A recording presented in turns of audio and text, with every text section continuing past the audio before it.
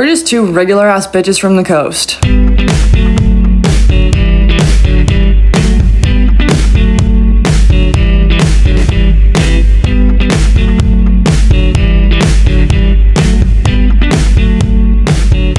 What is up, and welcome to Gym Girls Anonymous. We're your two unhinged gym besties. We're here to talk shit, get fit, and figure it out as we go. I'm Ronnie. And I'm Lainey. Our goal is to have fun, share our honest, unscammy fitness advice, and get a little real. Today we're going to talk about gym lingo, main muscle groups, and touch the tip of the iceberg that is recovery. Not necessarily in that order. We might not make it through it all. Yeah. Great.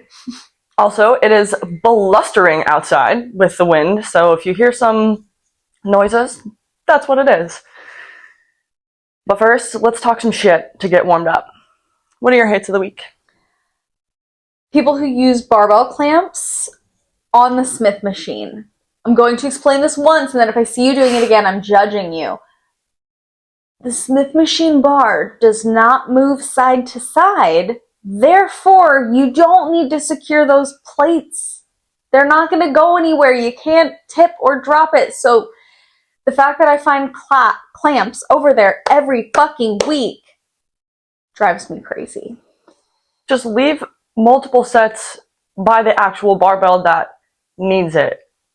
The bar that moves this way? Not the hack squat, not the nothing. You don't need it over there. If you're putting barbell clamps on machines, we're judging. Yeah. Sorry, not sorry. Ronnie, what's your hate of the week?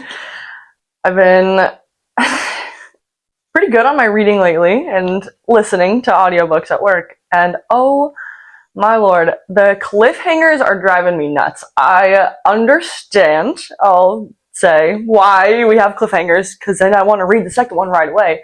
But I already wanted to read the second one before it ended.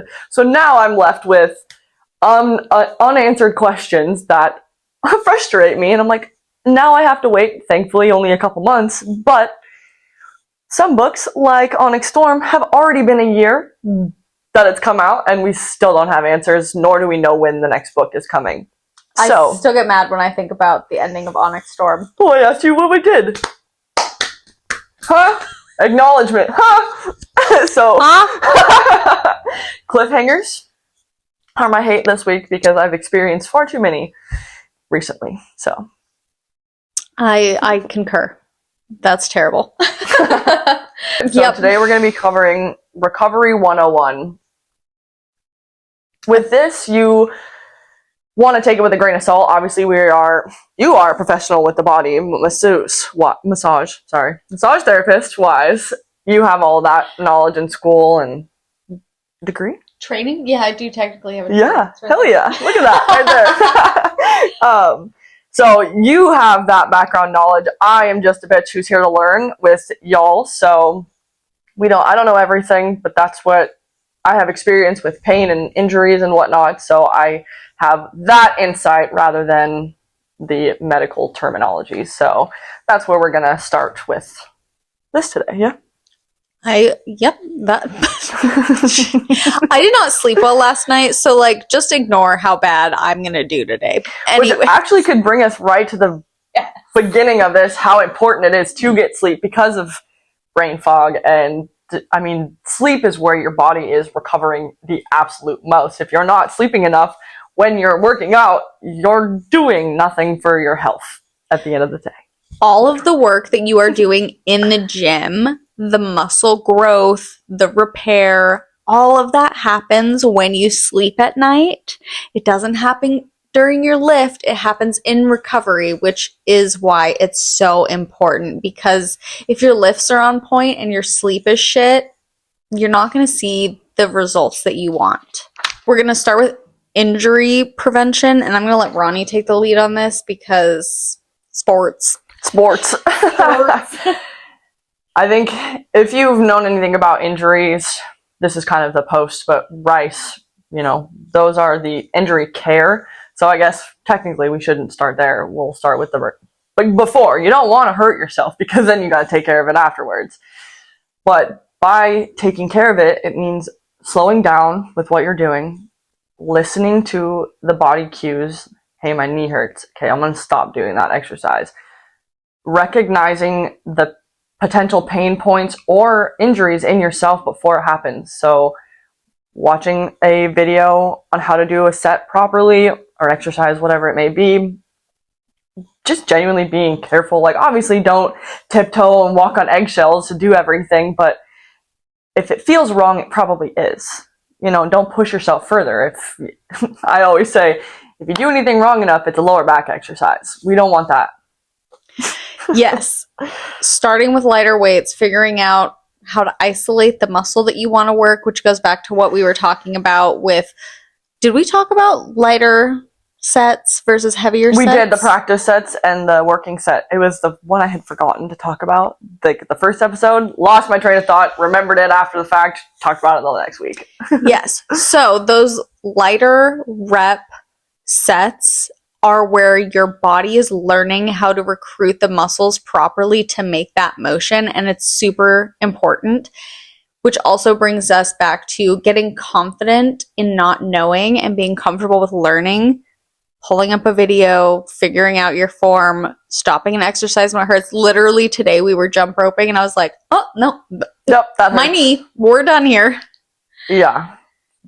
That's another one of my favorite things is the confidence of not knowing. I really, really wish that when we first started in the gym, I would have had just an ounce more confidence to be like, this feels wrong, so I'm going to stop right now and look it up. I was like, well, I'm just going to continue to do it wrong and hope nobody knows also, which we can tell. So it's better to stop if you feel wrong. And that is obviously said with hindsight. So key to preventing injuries is doing the exercises properly. We also have stretching and warming up. There are two different types of warm-ups. We've got static and dynamic. Static is you're not moving, you're stretching individual muscles at a time for a set time period or until it feels okay. I was pretty adamant before on 1, 2, 3, 4, but now I just kind of feel, and when it feels stretched enough, I'm on to the next side, and that's okay. Or count, that's great. The next style is dynamic, where you're adding a little bit of movement into it. My favorite one, for example, is being hamstring scoops. Mm-hmm. Yeah, where you lean forward and you've got your hands down by your ankle and you scoop forward. You can really feel it in the back of your leg. It's phenomenal, and you're taking a step every time. Just nice little scoop, walking with it. If you're familiar with yoga, a static stretch would be like holding a forward fold, and then a dynamic stretch would be lunge into pyramids. So like you're lunging forward and then you're straightening your leg and getting the hamstring. So anything that requires some joint movement, and movement increases the synovial joint fluid in your joints, which helps to lubricate them for movement. So very helpful. Another good way to warm your body up is not only literally warming up in the sauna. That was nice. We did that. Now that ours is fixed, we've did a little rotisserie chicken warming up in there, and then went about our warm up. So our muscles are quite literally warm because it's cold here. So that's harsh for your body. Mm-hmm. But using a treadmill or an elliptical or any of the cardio machines for 5-10 minutes. Get your heart rate up a little bit, get some lube in those joints to get yourself prepared, and then it helps you be successful in your lifting. Yeah, so literally increasing your body temperature, whether that's through a little bit of movement or sauna pre-workout, is great. You also have, so that's whole body warm-up, you have warming up the group of muscles or the muscle that you're going to be working with. So you can do this by like shoulder rotations if you're going to be doing anything with the upper body, or you can literally do the motion you plan on doing, but lighter. Mm-hmm. So for the best example is starting with the bar for whatever it is you may be doing, adding small increments of weight for the next set, going up maybe even a third time depending on what it is that you're targeting. Some of your bigger muscles need more warm-up sets, 2 to 3, to actually activate them, so that by the time you add on the weight, they are primed and ready to be worked. Squat is one of my motions where my body has some issues. I literally do my first set with the bar at 45, and then we go up to like 75, and my actual sets are at 85. So I let my body have the bare minimum to get that motion, to recruit the muscles, and then build on top of it. Which, in all actuality, you could do a body weight for the bare minimum if you're really wanting to get that motion down.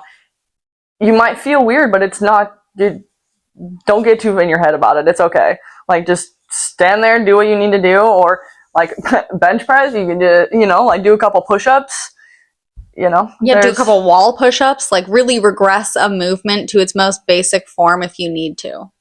There's no shame in that whatsoever, because that's how you prevent an injury. At least you won't be. There's this guy at the gym who used his entire body for a tricep pull down. We call him upper body days because he genuinely only does upper body days as a workout. And you want me to hold your... I'm going to show you this form. You're going to have to stay kind of low because you might not be... His head. And that is not an exaggeration. Buddy was throwing it back like a little turtle over there. And like, in the heat of the moment, it's kind of like, oh God, don't look. Like, that's embarrassing. I'm so sorry we saw that. But then it's like, what the fuck are you doing? Well, then you see him trying to like stiff back, pick up his water bottle. And I'm like, bro, if you didn't throw it back 2 minutes ago trying to do tricep extensions, we wouldn't be in this situation. Yeah. Which is another reason why sometimes it's good to film yourself and make sure you don't look like that. If you need your whole body to do a motion, unless it's a full body motion, you're doing too much weight. I was doing a kettlebell squat once, and I had never done it before. And I did a couple, and I was like, man, I don't know if I'm doing this right. So I set up my phone and recorded it, and I looked, and I was like, oh God, I was not doing that right. So even we're not perfect. There's no way we could be. So hello. Literally, the RDL pictures you took the other day, I was like, what is my head doing? Like, my posture is a problem in general, but seeing it, I'm like, okay, I gotta work on that. Oh yeah, I definitely saw the pictures and thought that my back looked a little too arched and not as neutral as I probably should. Actually, what it was, apparently, I don't think I had my lats engaged. They looked kind of far, which I'm wondering is if I'm just not engaging the upper body. Yeah, so pictures, videos, it all helps. It's all information to help you get better. Promise. Yeah, we're 2 years in. I've taught yoga for 7 years, and still sometimes I'm like, whoa, that's not right. Well, I mean, we're genuinely both experiencing a little bit of lower back pain. We probably should have not have done as much weight on our RDLs yesterday, but well, I'm throwing it back when I'm not supposed to be. Which brings us to, if you do injure yourself, like you've already fucked up, how do you care for it? We've got the acronym. The echo got me distracted and then I lost it. The acronym RICE, standing for rest, ice, compression, and elevation. My favorite, rest, obviously, we're going to go to sleep. That's great. Or like, skip your next workout, which we don't I know do. It's a lot harder said than done, because the other day I woke up and my Oura ring told me, oh, it's okay to skip the gym if you're not feeling it. And I was like, wrong, I'm going. And maybe I should have. I don't know. I'm kind of tired today in the last 2 days, so. My readiness score was 62, and I'm like, I'm going to kill it today out of spite. Out of spite. Yeah, we do talk about the Oura ring in the future, so this little hint there. Breadcrumbs. Icing is on the cake. Typically, if you have an injury, there's going to be inflammation. Ice is the most important thing because it will help your body flush out the inflammation. Heat can be good as long as you're not in acute phase, aka it's been like 12 hours or more since the injury. But heat brings inflammation to the body. So if it's already inflamed, you don't want to add more heat. I know it sucks to be cold. Ice is going to be your friend. When in doubt, ice it out. And you're not sitting there with the ice on your injury for as long as you can tolerate. You want to keep it in increments of 20. It's max 20 minutes, and also you're not like raw dogging ice on your skin. Some form of light barrier. For my knees, if you're watching the video, it's a bigger circle here with a little imprint for my patella in the center, and then Velcro, so it goes around my leg. And I usually have, it's usually bedtime when I'm doing it, so I'll put like a little dish towel underneath it, and that's good enough. And it's specifically made to where it doesn't keep it cold for that long, so eventually it just is not frozen anymore, because it's the gel. Yeah, well, not even the gel, it's little like pearl ball things. Oh, okay. Which is even better, because then I can push it around to where I need the pain, which my bursa is now maybe the issue that I've been determining. So, working on it. Then we've got compression, which is honestly my easiest and most favorite technique to use because of how simple it is. KT tape is going to be your best friend if you are injured in any way, shape, or form, no matter where it is on your body.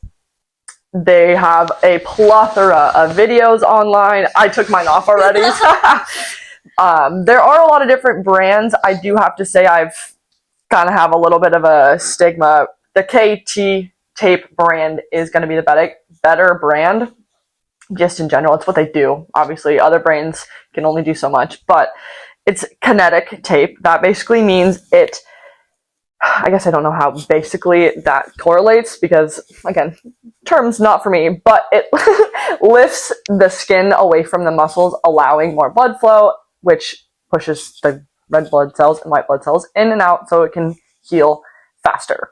It also provides just a little bit of support to joints, specifically if there's a joint situation. It helps a little bit with swelling, not a lot because, it's not designed for that, but it will help the flow, so that does help circulation and so on and so forth. If you have any doubts, literally Google how to KT tape blank, and the internet is a magical thing. Yeah, the other day when I had kind of determined that my current issue with my knee, it immediately popped up with a video. They've already done all of it. You had your hip. We found it online. It was immediate, and you felt it's almost immediate effect. I actually don't know a lot about it, despite my field of work, but it does work. Yeah, and it's great. And you're not just being a pussy if you need it. I told Rito I had the tape on. He's like, if you were a guy, I'd call you a pussy. And I'm like, well, we won't. I am. And all right. So now on to stress management. I will let you take over with this one because it's really your territory here. So part of recovery is stress management. And this is more of like on a biological scale than on a physical scale.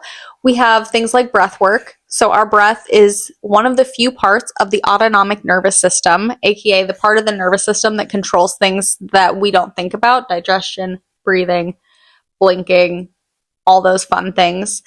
But breathing is the part of it that we can have access to. We can have an intentional impact on when we decide to take control of our breath.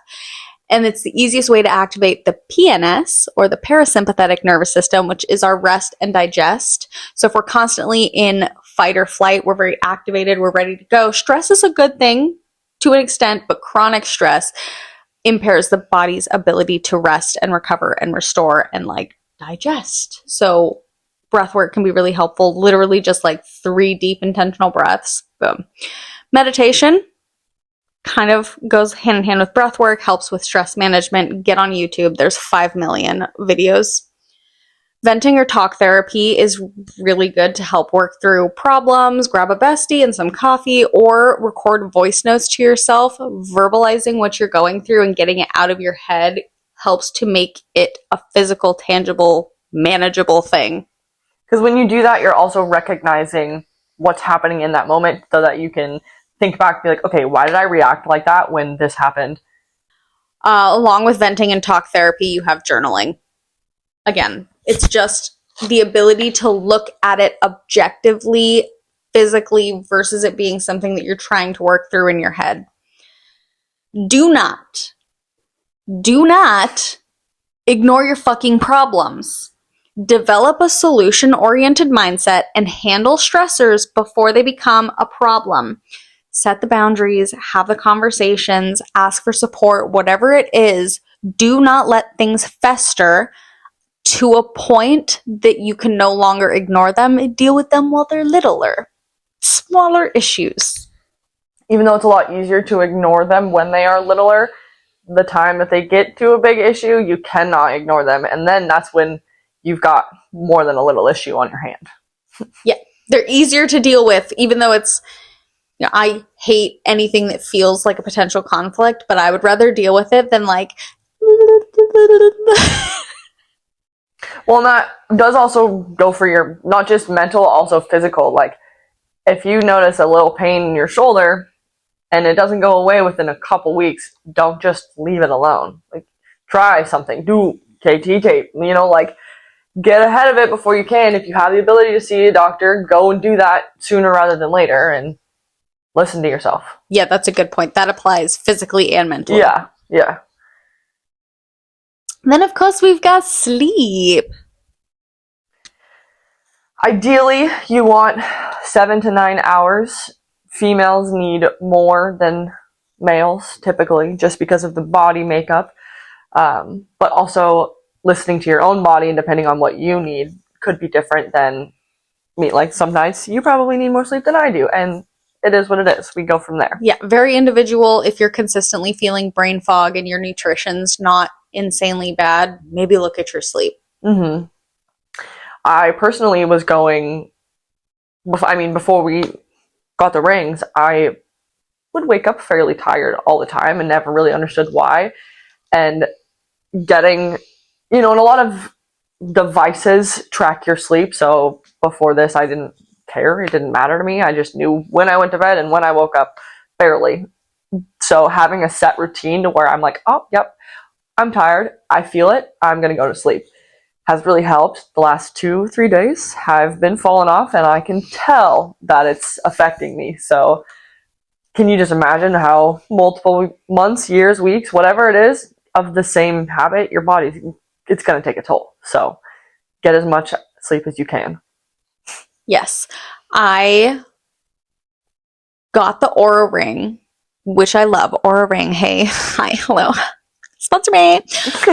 I absolutely love my Aura Ring, and I got it because I had the Apple Watch, which was tracking my activity, which was great, but I also know how active I am. I know that I'm lifting 4 days a week and running twice a week and doing blah, blah, blah, blah, blah, and I'm getting my steps. What I didn't know was how well I was recovering and how well my body was handling the load that I was giving it. So Aura Ring really has given me so many insights as to how I'm sleeping, how I'm recovering, my HRV, which is a good indicator of how stressed you are. The higher your HRV, the better your body's ability to manage stress. Yeah, my ring tells me every day that you've had a stressful day today. What can you do to relax? Like the same thing I'm doing every night. Yeah. Leave me alone. So it's just nice to have those insights. And then that can be something. Yeah. I personally love data and experimenting. So Ronnie knows, we both know what our typical HRV is. So if I add in literally 2 minutes of breathing every night, after a week or two, does that impact my HRV? So having those insights allows you to test things out because you are your own greatest experiment and you might as well figure your shit out. And there's a bunch of other good features about this. So, if maybe we get to talk about it, I would love to, but... Aura Ring. We're speaking it into existence, if you can't notice. The last aspect of our self-care, if you will, is active recovery. That can mean a lot of different things. So, for example, we've got stretching, foam rolling, steps and walking, bodyweight reps. So for stretching, that goes back to the static and dynamic. We've got a good mix of both. You can spend 20-30 minutes just doing the yoga, focusing on your body, really listening to it, and that counts. That's perfect. I've said it before and I'll say it again. Your big ass muscles don't mean shit if you cannot move. Yeah, if you're lifting your shoulders no more than that. What are we doing? Also, you're not going to save me if we fall off a cliff. No. Specifically, also, stretching targets the muscles, helps them release, and it also can move lactic acid out. So when you're sore, stretching allows the release or movement and flow and circulation, so can help reduce muscle soreness. Yeah, especially if you're sore, it's good to just get those muscles moving so you're not just sitting there with it, continuing to let them be stiff and sore. Another good one is a foam roller. You can just use a rolling pin, a water bottle. It doesn't have to be fancy. Yeah, foam roller is the foam part of it, so it's going to be softer, but it all works the same. You're basically rolling out the muscle to help move around the fascia. Yeah. So foam rolling, it does compress the muscles, which helps with blood flow, but it also kind of targets the fascia. I'm not going to get too deep into this and make it your problem that I know a lot about fascia. But basically, if you were to take away everything of your being except for the fascia, it would still look exactly like you.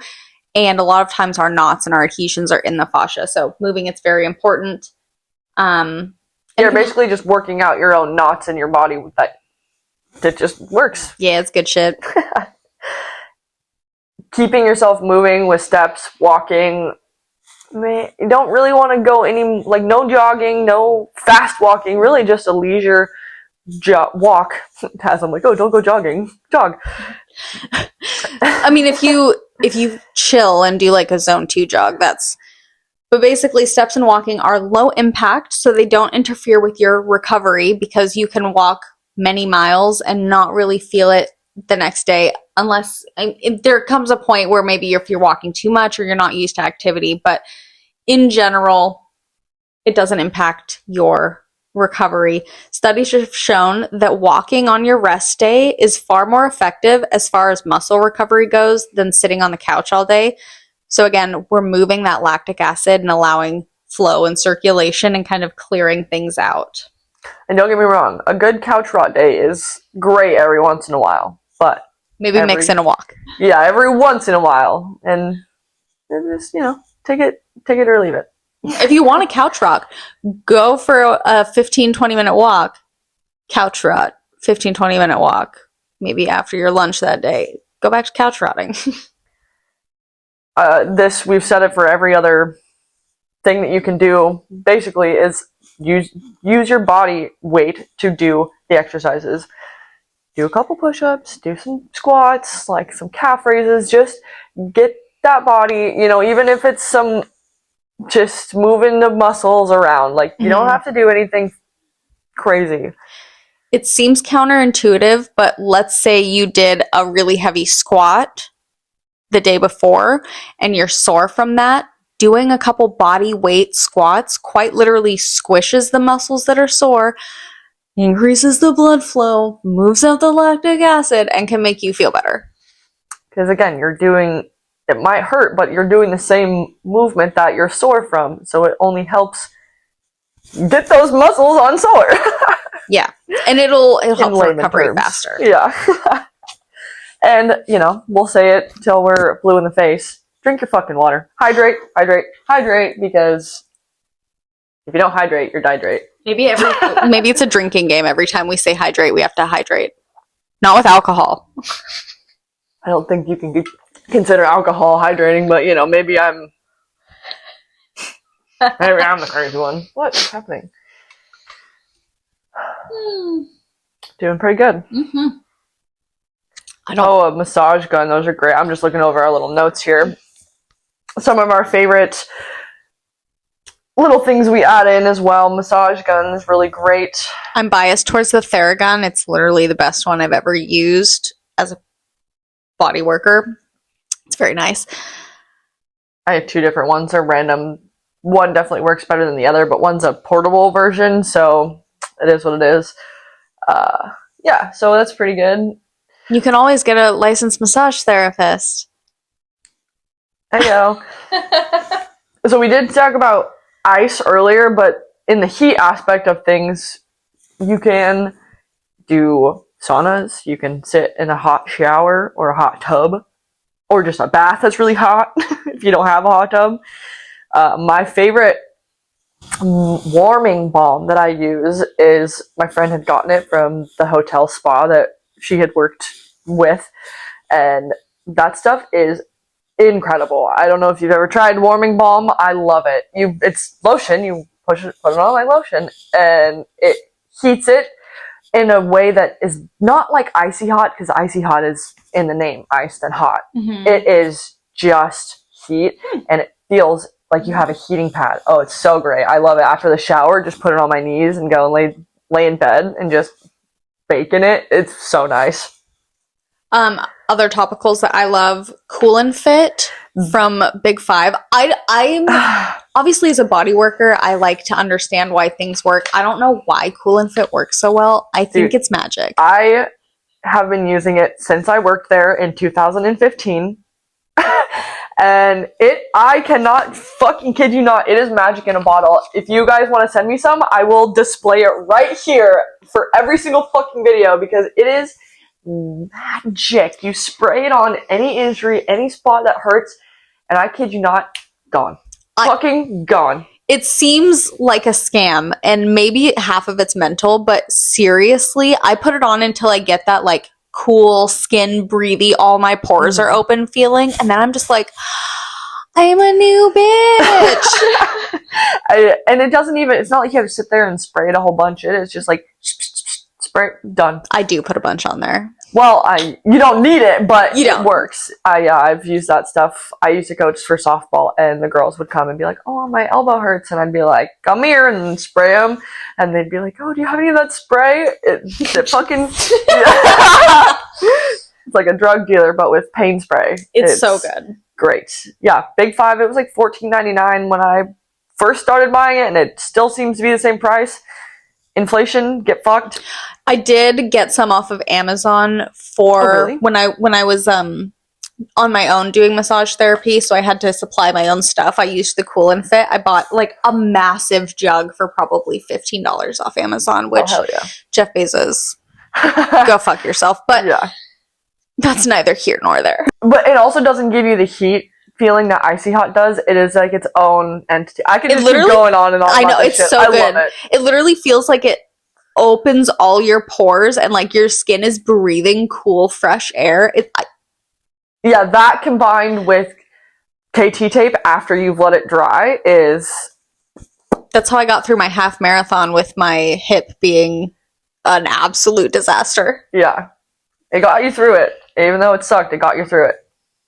Which brings us right around to gym terms. So we're just going to read these terms for the definition that it is. We're going to just kind of roll through it to make it easier to consume, because we're not here to rewrite the book. We're here to give it in a way that is easy, concise, and informative. Take it away.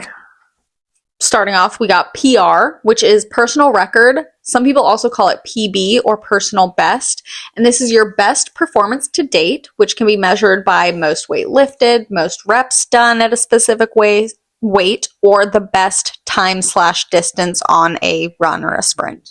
And they can be very fun when you do it. We do a PR day 2 to 3 times a year. It's awesome. Yeah, and we definitely realize we have accidentally been screwing ourselves, so get ready for this next PR day. Ooh, I'm gonna get on that board. Yeah. Next, we have deload, a planned reduction in training volume, which is the amount of weight moved, and or the intensity to allow recovery. Allergies.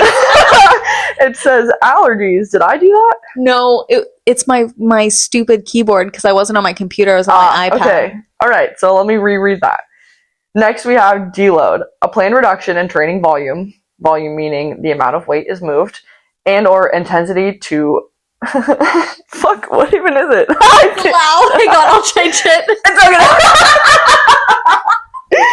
okay. Okay, allow recovery. Oh god. To reduce fatigue and to prepare the body for continued progress. We're here to talk shit and get fit, so stick with it. Fine. That's hilarious. Allergies. Deload weeks I think there's a timeline for how often you're supposed to have them. We just I'm kind of do sure. it Whenever we feel need like to. it. Yeah. Sometimes it aligns with if we're on our period cycles or not, because that week before, nothing is moving. So just, again, listen to your body, or go figure out what the date is. I don't know. I don't have any better answer than that. Next, we have RPE, which is the rate of perceived exertion. That meaning, on a scale of 1 to 10, you are listening to how hard your body is working, and on that scale is where you're finding it. So if you think you can do 4 more reps, you're probably at a 6. If you think you can do no more reps, that's a 10. Right. If you're taking something to mechanical failure or past failure with first reps and drop sets, that's a 10. Mm-hmm. So it's really all up to you. So my 8 could look different than her 8, and vice versa. So really listening to how your body is working. On the other side of that, we have progressive overload, which you fucking need. So important. It's a fundamental strength training principle where you gradually increase the stress, aka load, reps, sets, rate of perceived exertion, RPE, or even tempo, on your muscles over time. This forces them to adapt, grow stronger, and we haven't done this one yet, but to build, get bigger, aka hypertrophy, by continually pushing them beyond their current ability, preventing plateaus and ensuring continuous improvement, because if you want your muscles to get bigger, you need to demand more of them. Mm-hmm. Pushing them. So hypertrophy is the act of creating enough mechanical tension, workout volume being the amount of weight being moved, and the metabolic stress to stimulate muscle mass growth over set time. We got supersets, which is 2 different exercises being performed back to back without rest in between. It increases your efficiency and intensity. The best way to do a superset is to target opposite muscle groups or single muscle groups from different angles. So for supersets, think about quads and hamstrings, because they do opposing motions, can be really helpful if you're using like chest versus traps.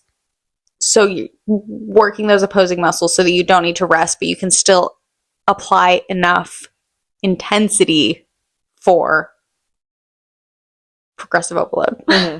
Another one that I like, just as an example for a superset, were when we did leg extensions and the goblet squats, because I was using the same. It was killer, but boy, did it work. Ooh, also like the rows into the reverse rows. Yeah, those ones are great. Where inverted row and then a reverse row. Yeah. Reverse row? But they use the same fucking muscles, so by the end of it, I was like, okay, I'm gonna go jump off a cliff. Bye! We should probably, in our next program that we make, add them back. They sucked, but they were really good. But with different muscles. For sure. Okay, back to it. Winter arc is a popular term that is used a lot on social media. It is very much a self-improvement trend. You can choose what it is that you do. Most people start it in October before the new year to kind of get ahead of the new year jumbo. I don't know, whatever you want to call it. Basically, it's any of your own personal development goals. That could be fitness, health, wellness, academics. A lot of people like to start 75 hard in October because that's about the time that you would need till New Year's. Great, love it. I don't really subscribe to it, but I get it to a point, you know? We took a lot of rest, actually, in that time frame, which we needed because we had worked so hard during the summer. So don't feel like you need to hop on this trend because everybody else is doing it. We worked our asses off this year. It's great to take some time off, too. So that's what that means, though. Up next, we've got bulking versus cutting versus body recomposition. Bulking is a muscle gaining or muscle building phase. You're meant to eat in a caloric surplus, so you're eating more calories than you needed for a set period of time. This can be 4 to 6 months. Typically, I think a lot of bodybuilders also do like 12 to 16 week phases. I think it really is totally up to you. Mm-hmm. You know, do whatever you think is best. This is just what we found. Yeah. Eating in an excess provides your body with the necessary fuel to boost your muscle size and strength combined with intense weight training.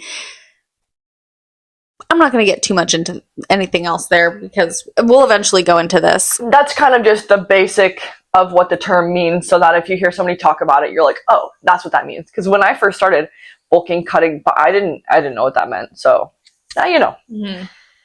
The cutting phase, so to speak, is strategic, to where you're consuming a caloric maintenance to where, oh no, I lied.